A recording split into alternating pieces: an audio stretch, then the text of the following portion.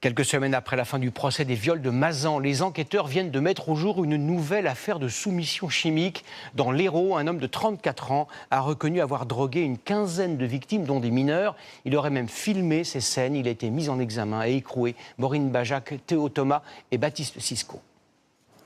Dans cette voiture banalisée, les enquêteurs quittent la maison du suspect cet après-midi. Dans ce village d'à peine 1700 habitants, tous peinent encore à y croire. Ludovic connaissait bien le suspect.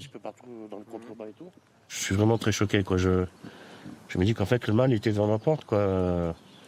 Parce que bon, je l'ai déjà fait rentrer chez moi. On pense toujours que ça arrive aux autres, mais vraiment je me dis même cette personne-là était devant chez nous, quoi. C'est assez surprenant de voir que près de chez soi, il se passe des choses assez dramatiques. En fait, c'est pas que dans les grandes villes, c'est pas que certaines professions, c'est partout. Il y a moins d'une semaine, cet homme a été interpellé et placé en détention pour viol.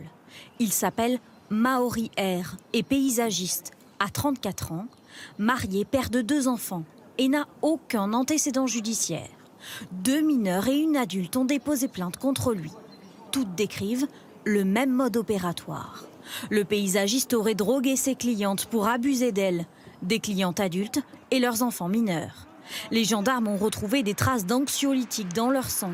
En garde à vue, l'homme va plus loin dans ses aveux. Le mis en cause reconnaît les faits sur une quinzaine de victimes, dont des mineurs, indique les avoir filmés et avoir agi sous l'emprise de la cocaïne. 15 victimes selon lui. Y en a-t-il beaucoup plus?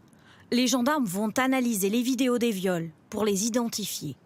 Comment a-t-il pu agir sans que personne ne se rende compte de rien? Jean-Pierre a côtoyé le suspect dans le cadre de son activité de paysagiste.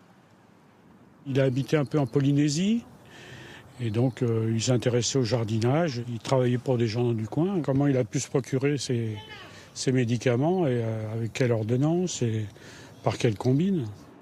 L'avocat du suspect n'a pas souhaité s'exprimer. Dans l'attente de son procès, il reste présumé innocent.